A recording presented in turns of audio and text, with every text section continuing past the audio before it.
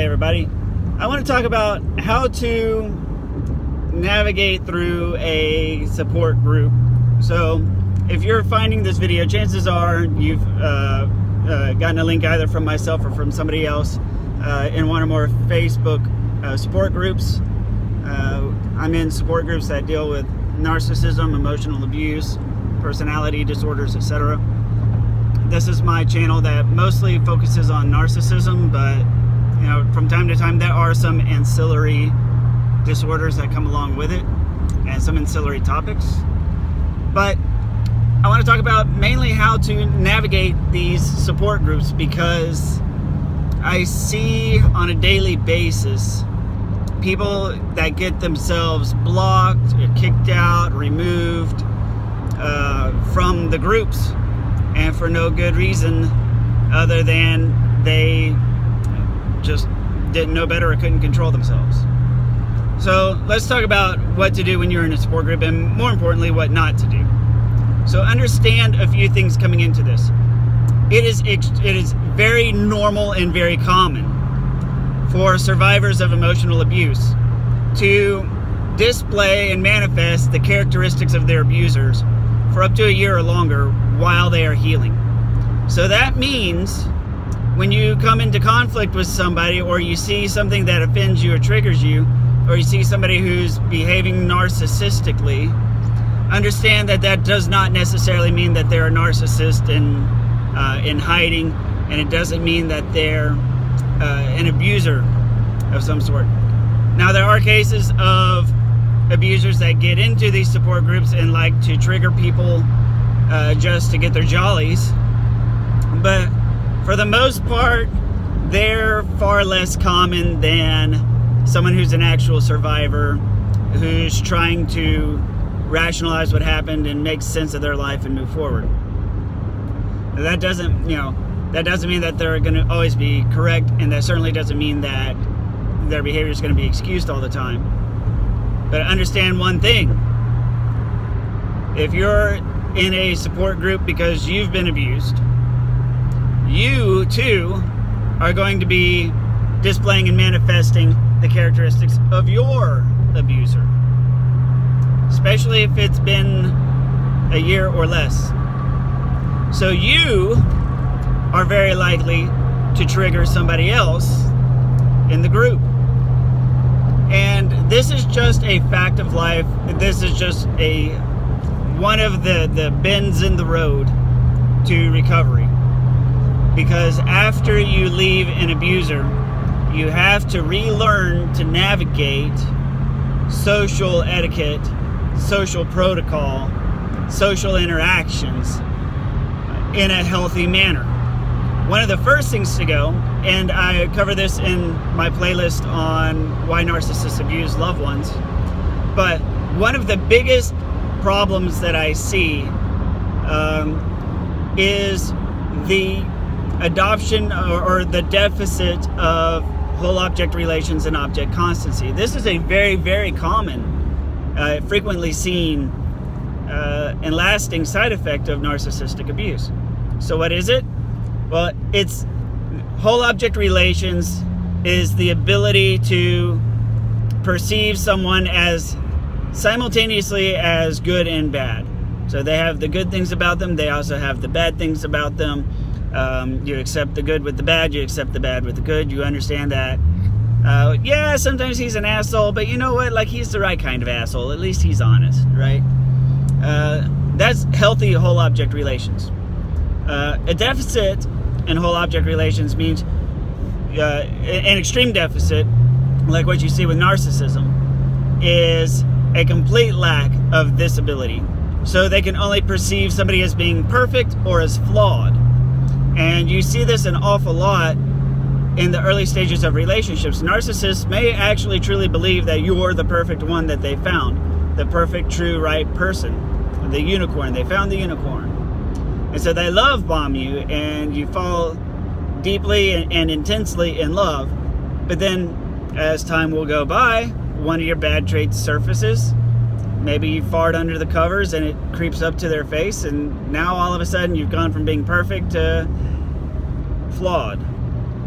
So it's always something, it's usually something small and innocuous that flips this perception of you from being perfect to being flawed.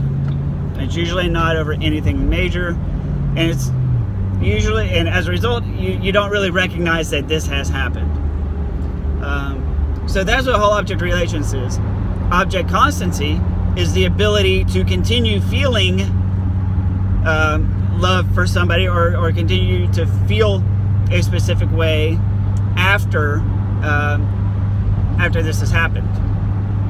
So if you have somebody that really screws you over, and you're really mad at them, and then they come to you, they apologize, and they say that it really was truly a mistake, and you do recognize that this person honestly did make a mistake, and they didn't really mean the damage that was caused, and they're genuine, so you're like, okay, that's cool, and then they come back into your favor.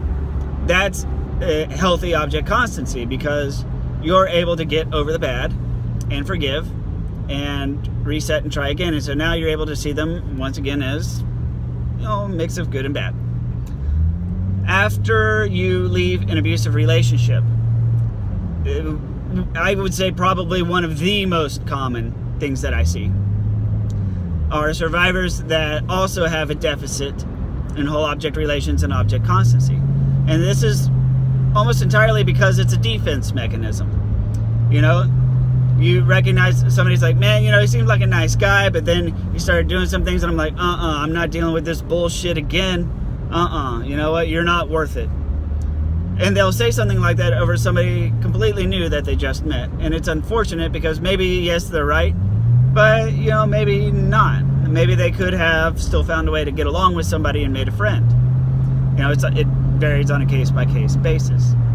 So, all this being said, now that I've explained this, when you come into a group and you're talking with a bunch of survivors, people are posting their questions, posting their stories, posting their comments, their replies to the comments on the replies to replies, you're likely to find somebody who everything was great until they read one sentence you wrote, and now they're out to stab you in the face. That's not necessarily a narcissist. That's not necessarily being triggered. It's not necessarily whole object relations. It's just that they still have room to grow. They're still redeveloping healthy social interactions.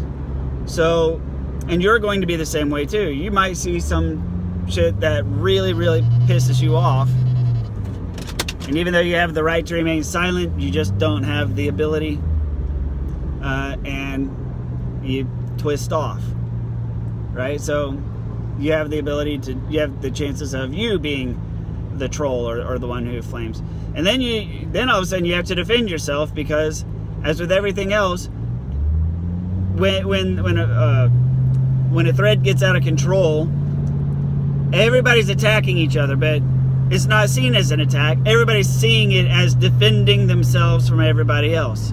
So we get locked into this mindset of the only way to defend is to attack. We don't necessarily know any better. So when somebody gets triggered and starts a conflict, the conflict perpetuates endlessly because both sides are acting in a manner that they feel is defensive for themselves.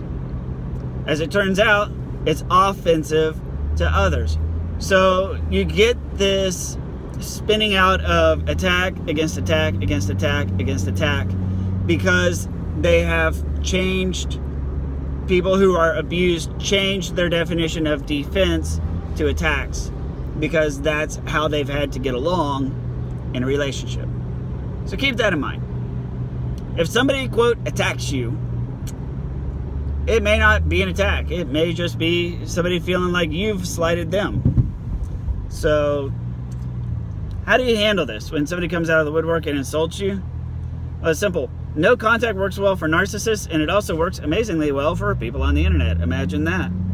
So you have to go no contact. What I always recommend to people is, scroll on by. If you think somebody's getting out of control, like if they're being racist or like just overtly verbally abusive, report it to admin. Report this person. Put a comment, say I'm reporting this, or say you're being reported. You know, this isn't right. You know, don't go jumping into the fray. And here's why. And this is coming from experience. Once a post gets reported and the admins of the group are going to review it, they're going to see that you jumped in on it. And it always reads from a different perspective during admin review. So during admin review, the administrators of whatever group you're in, they're going to be reading and trying to, you know, they may or may not be trying to determine what you were feeling at a specific time. But they're not really going to be conducting interviews, right? They're just going to go to the thread. A thread's been reported. Let's have a look at it. Who's saying nasty shit? Person A, person B, person C. Block, block, block, and they're gone.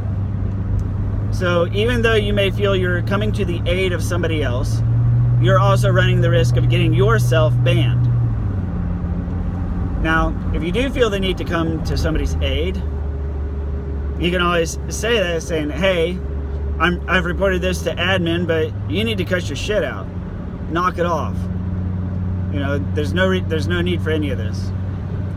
You know, try and at least, you know, self-identify or something. Or not. It's ultimately best to just report it and scroll on by.